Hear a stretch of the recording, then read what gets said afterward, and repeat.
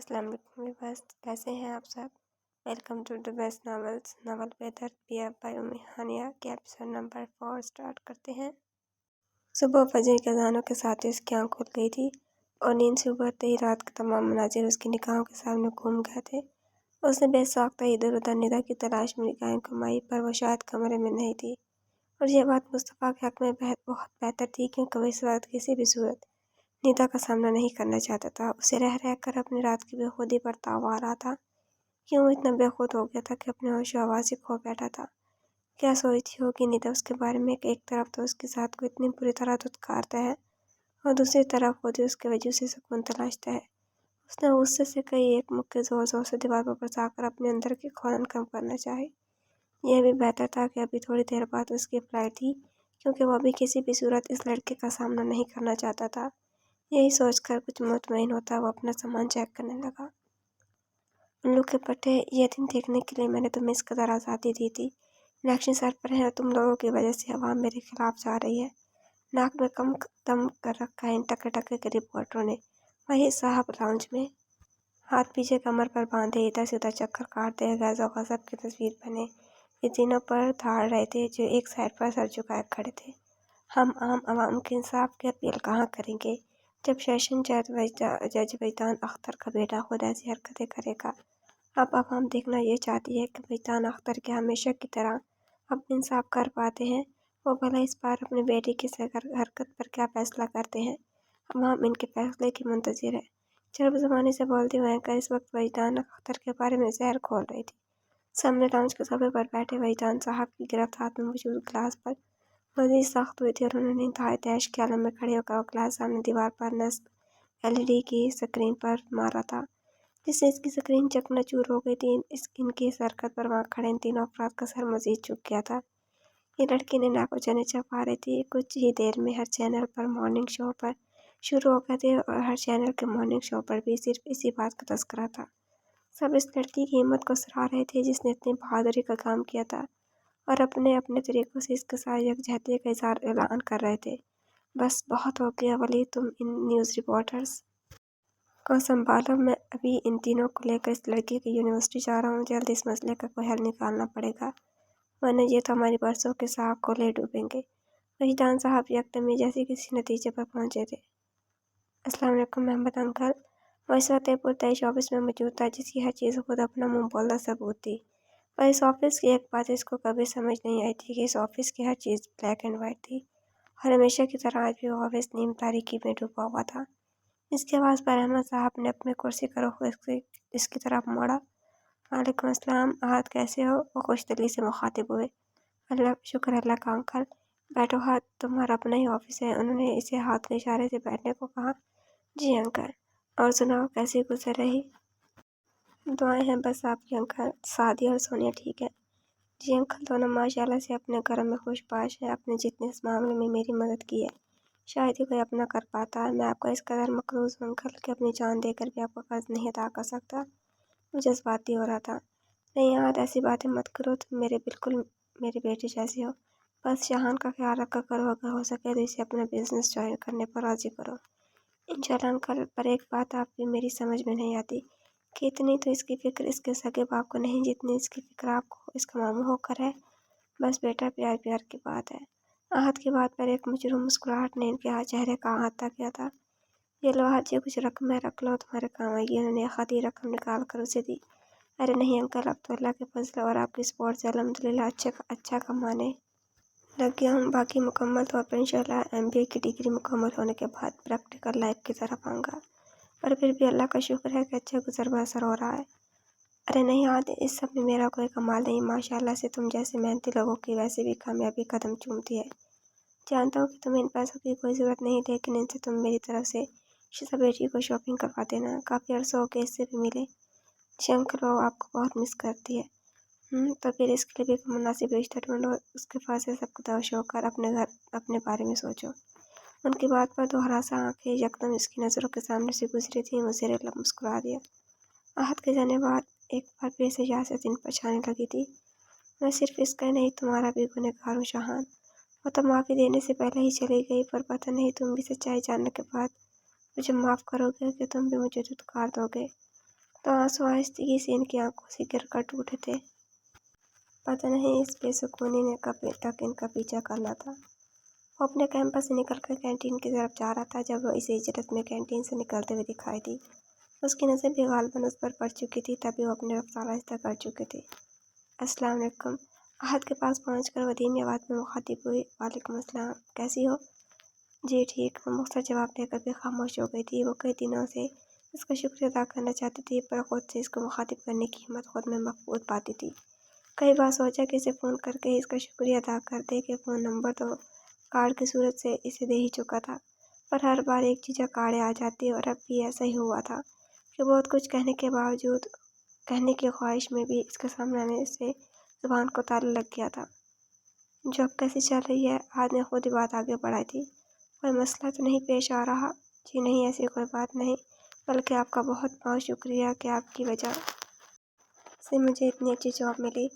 अरे ये तो कोई बात नहीं है, शुक्रिया ऐसे थोड़ी ना अदा करते हैं। ये तो बाई चांस मैंने आपसे आपकी जॉब को पूछ लिया तो आप शुक्रिया अदा करने लगी, वरना पिछले 15 दिनों से आपको शुक्रिया अदा करने का याद ही नहीं था। So sad.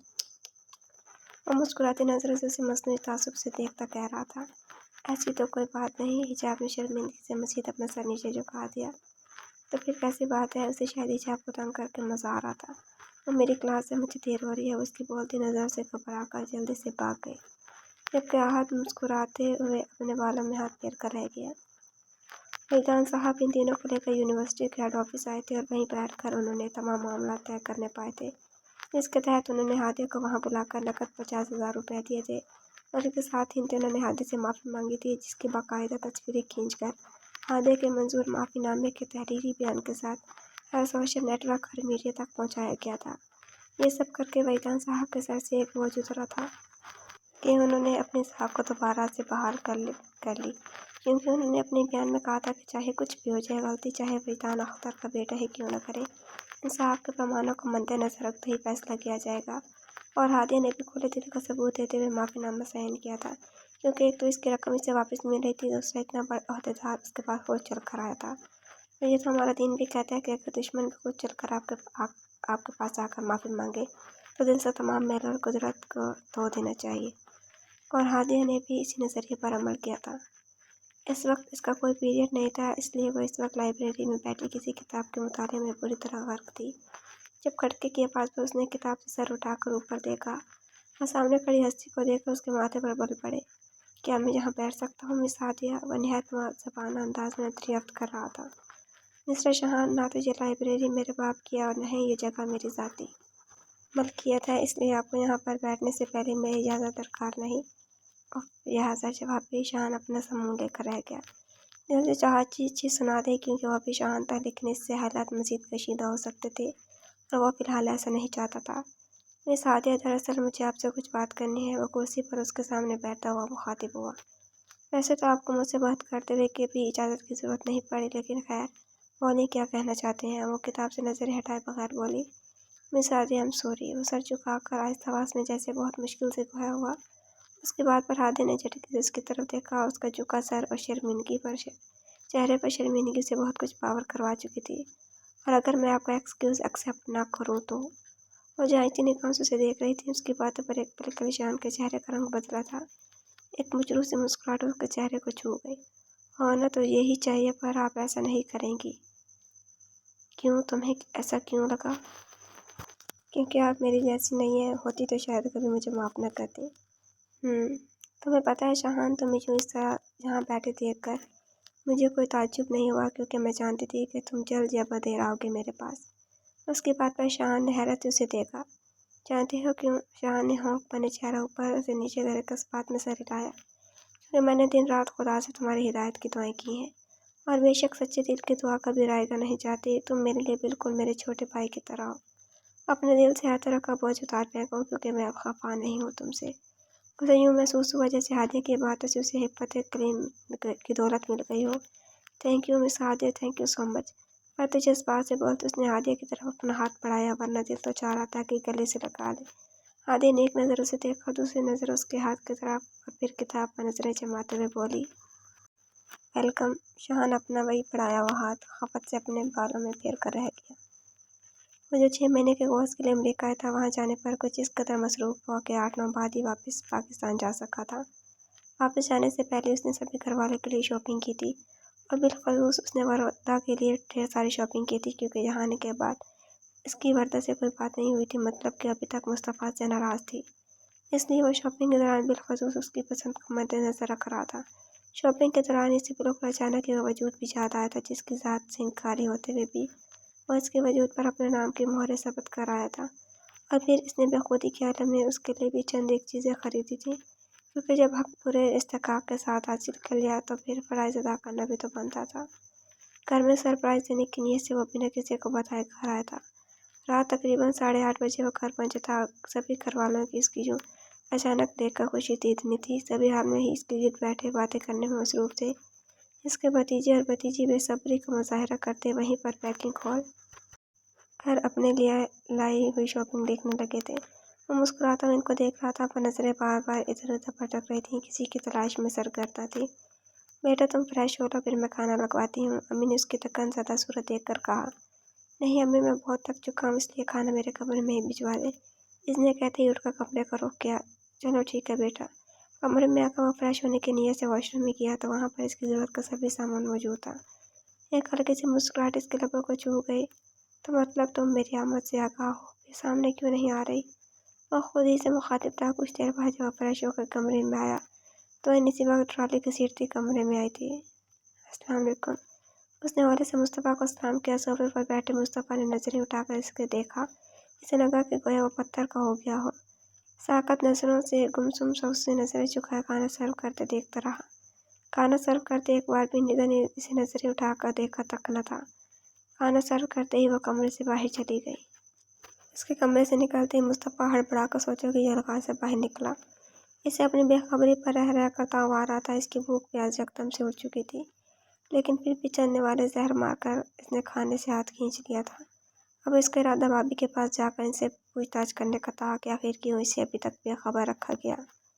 हादिया क्लास लेकर वापस जा रही थी। अभी इसकी अगली क्लास में चंद मिनटों का वक्फा था। वो अपने आज शेड्यूल के पर नज़रसानी करती जा रही थी जब इसे ग्राउंड के अगली हिस्से पर से पत्तों की सरसराहट के साथ कैसी की हल्की सी सरगोशी की आवाज़ आई। इसने अपने पूरे ग्राउंड में नज़रें दौड़ाई, पर वहाँ कोई भी न था। पर अब आहिस्ता आहिस्ता सरगोशी की आवाज़ आ रही थी और साथ ही किसी के मातम से ऐसी की चिनकार गूंजी थी। वह तजस्सुस का तो मजबूर होते आवाज़ के ताक़ुब में जाने लगी, और दरख्तों की ओर से नजर आते मंजर को देखकर तो गोया इसकी आंखों के सामने ज़मीन आसमान घूम गए हो। जैसे किसी ने इसके कदमों के नीचे से ज़मीन खींच ली हो। वो फटी फटी आंखों से सामने का मंजर देख रही थी। सामने नजर आने वाला शख्स फ्लैश पर शहानी था। मुहावरा के साथ इंतहाई काबिल एतराज़ हालत में मौजूद मुहावरा मुस्कुराती हुई दरख्त के तने से के साथ टेक लगाकर बैठी थी, जबकि शहान इसके होंठों को फोकस किए उस पर झुका हुआ था। आहट पर उसने पीछे मुड़कर हादिया की तरफ देखा था। शहान के होंठ मुहावरा के होंठों पर लगी लिपस्टिक से रंगे हुए थे। इन्हें उसकी शर्ट के खुले गिरेबान से उसके सीने पर भी झाँपा जाए इसी लिपस्टिक के निशानात नजर आ रहे थे। जबकि मुहावरा हादिया को देखकर तने की टेक छोड़कर सीधी बैठी अपने मुख्तसर स्लीवलेस शर्ट के कंधों से बाजू पर ढलक आने वाली स्ट्रिप को ठीक कर रही थी, जो पकड़े जाने पर इन दोनों में से किसी के भी चेहरे पर शर्मिंदगी के कोई आसार न थे। शदीद गुस्से के पास हादिया की जिस्म पर कप-कपी तारें होने लगी थी। आंखों में छाने वाली धुंध के बाद सामने के मंजर धुंधलाने लगे थे। इससे ज़्यादा कुछ देखने की ताब इसमें न थी। वो एक झटके से मुड़ी थी और तेज तेज कदम उठाते वापस जा रही थी। शान से इसकी कोई साथी वाबस्तगी न थी, न ही इससे इसका कोई खूनी रिश्ता था, पर इसके बावजूद हादिया को यह सब बुरा लगा था, इंतहाई बुरा। इसे मुहावरा के रूप में अपनी बहन अरमा नजर आ रही थी। आंखों से सैल रवां जारी हुआ था। ये हमारी आज की नस्ल थी, मशरक़ की लड़की, इस्लाम की शहज़ादियाँ। ये क्यों अपना असल भूल गईं, ये क्यों खुद को अर्ज़ा कर रही हैं, यही सब इसके दिमाग में चल रहा था। आंसू में मज़ीद रवानी आ गई थी। इसे इस बढ़ती बेरहा रवि के लिए कुछ करना था। वह जानती थी कि इसकी कोशिश समंदर में कतरे के बराबर होती, पर फिर भी वह अपने हिस्से की कोशिश कर लेना चाहती थी कि रोज़े महशर सुरखरू हो सके। इसने भी इस कार खैर में बसात भर में हिस्सा लिया था। खाने के चंद एक निवाले जहर मार करता ही वो भाभी के कमरे की तरफ बढ़ा था। दरवाज़ा नॉक करके वो अंदर दाखिल हुआ था। इसकी माँ भी वहीं मौजूद बातों में मशगूल थी। आप मुस्तफ़ा बेटा बैठा, हम तुम्हारी ही बातें कर रहे थे। इसे अंदर आते देखते ही इसकी माँ ने इसका खैर मुकद्दम किया। भाभी मुझे आपसे कुछ बात करनी है। वो संजीदगी से कहता भाभी के मद्दे मुकाबले जा खड़ा हो गया। हाँ बोलो क्या बात है। उसकी संजीदगी पर अम्मी के साथ भाभी भी ठटकी थी। मेरी आपसे तकरीबन हर दूसरे रोज़ बात होती थी, फिर आपने मुझे नीता की हालत के बारे में क्यों नहीं बताया? वो इंतहाई संजीदगी से पूछ रहा था। क्या नहीं बताया भाई मैंने? वो भी माथे पर तीर नहीं चढ़ाए कमर पर हाथ रख के मैदान में उतरी थी। आप अच्छे से जानती हैं भाभी मैं किस बारे में बात कर रहा हूँ। उसका लहजा हर किस्म के लचक से बेबहरा था। अब क्या बताती मैं तुम्हें, अब हमें क्या पता कि किसके साथ मुँह काला करके इसकी गुनाह की पोटली अपने कोख में उठाई फिर रही है। भाभी किस कदर घटिया बात पर इसका खून खौल उठा। इस बात में कोई शक न था कि अगर भाभी की जगह कोई और बात बोलता तो इसका मुंह तोड़ता था, पर बहरहाल अभी भी एहतराम लाजिम था इस पर। वो मेरा बच्चा है। इससे पहले कि भाभी की जुबान मजीद जहर उगलती हुआ हाथ उठाकर इन्हें खामोश करवाता सख्ती से बोला, अरे वाह, अब हमें क्या पता कि जिससे इस कदर नफरत करते हो इसी के साथ रंगलियां बनाते रहे हो। वो भी तैश में हाथ निचाते हुए बोली, बस भाभी मजीद एक लफ्ज़ नहीं, फिलाशबा वो बनी में आई लड़की है, पर वो मेरे निकाह में भी है, इसलिए मैंने ऐसा कुछ भी गैर फितरी या गैर अखलाकी नहीं किया जिसके लिए मुझे किसी को भी सफाइयाँ देनी पड़े। अपनी बात कहता वो रुका नहीं था, बल्कि रास्ते में आती हर चीज़ को ठोकरों की जद पर रखता बाहर निकल गया। क्या बात है शाहान, तुम बड़े चुप चुप हो। आज वो बहुत दिनों के बाद आहत की तरफ आया था और जब से आया था तब से ही बहुत चुप चुप था। फिर आखिर आहत ने इसकी खामोशी और इसके गायब दिमागी को नोट करते इसे पूछ ही लिया था। उसका बचपन का दोस्त है, इसकी रग रग से वाकिफ था। कुछ नहीं यार, कुछ खाने को ला। बस ऑफिस से उतर कर अपना कुशन सही करता कारपेट पर नीम दराज हो गया। यार तू बोल क्या खाएगा, अभी ऑर्डर कर देता हूँ। दरअसल शीजा कॉलेज टूर पर गई है तो इसलिए घर पर तो आज कुछ नहीं मिलेगा। आहद ने फौरन से मोबाइल उठाकर होम डिलीवरी के लिए नंबर मिलाने लगा। तो जैसे कंजूस दोस्त से यही उम्मीद की जा सकती है, मैं खुद ही कोई ढूंढ लूँगा। वो बोलता हुआ ड्राइंग रूम से निकलकर किचन में जाकर पिच चेक करने लगा। हाथ में मुस्कुराते हुए इसके पीछे ही आ गया। चल अब जल्दी से बोल क्या बात है जिसने तुझे इतना चुप चुप करवा दिया है। आहद ने शाहान को देखकर कहा, जो कि एक हाथ से सेब की बाइट लेता दूसरे से कोल्ड ड्रिंक कॉटन खटन पकड़े अच्छा कर काउंटर पर बैठ चुका था। वो हमको लंबा खींचा, उसे हादे से मुतल्लिक शुरू से एंड तक सब कुछ बता चुका था। क्या तूने मिस हादे से एक्सक्यूज़ किया? चिल्लाकर बोला था। हैरत से इसकी आंखें ऊपर पड़ने को तैयार थी कि शाहान और किसी से एक्सक्यूज़ कर ले, दोनों ही एकदम साफ बातें थी।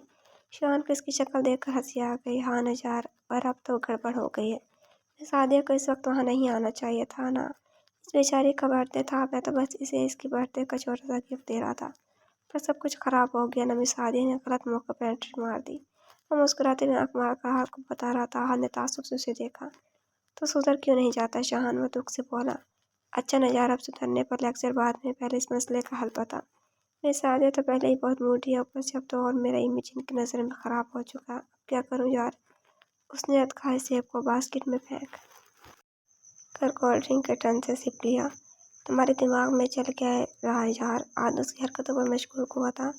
कुछ खास नहीं यार, देख शाहान वो तेरी टाइप की नहीं। आहत की बात में शाहान के मुंह से हंसी का फवारा जुड़ा था। मुंह में मौजूद सारी कोल्ड ड्रिंक फवार की सूरत में उसके मुंह से निकली थी। ये बात तू कोई 10वीं लड़की के बारे में बोल रहा है? हर बार मैंने तुम्हें गलत साबित किया। वो बमुश्किल अपनी हंसी कंट्रोल करता बोला था। और मावरा से पहली लड़की का क्या नाम था यार? वो जहन पर जोर देता हुआ सोचने लगा। हाँ याद आया, सुमेरा। वो एकदम चुटकी बजाते बोला। सुमेरा का नाम लेने पर छम से एक मासूम और हिजाबी लड़की हाथ की नज़रों से गुजरी। क्या बोला था तूने इसके बारे में? शाहान चंपका का शल से उतर कर इसके सामने जा खड़ा हुआ। शाहान वो शरीफ लड़की है, शरीफ घराने से ताल्लुक़ है इसका। वो तेरे टाइप की नहीं, और तेरी इन्हीं बातों ने मुझे चैलेंज किया था। और फिर कितनी देर लगी थी इसे मेरे बिस्तर पर पहुंचने के लिए? 6 महीने, महज 6 महीने। शाहान ने इसके सामने हाथों की 6 उंगलियां करके कहा। हाँ, वो एक मुश्किल टास्क थी मेरे लिए। काफ़ी वक्त ज़ाया करना पड़ा मुझे इस चैलेंज को जीतने के लिए। वो बोलता हुआ लाउंज के सोफे पर बैठ चुका था। आहद ने भी इसकी तकलीद की, पर खुदा गवाह है मैंने आज तक किसी लड़की के साथ ज़बरदस्ती नहीं की।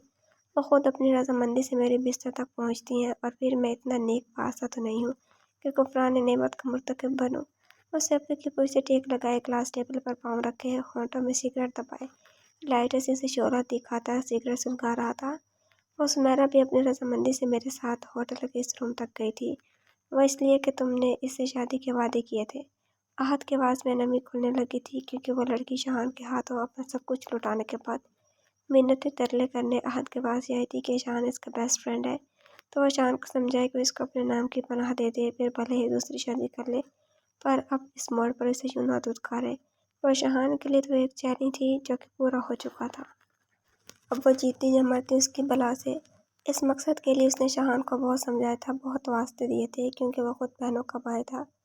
इस लड़की का दुख समझ सकता था, पर शहान ने इसकी तो कभी सके बाप की नहीं सुननी, उसका कैसे सुन लेता।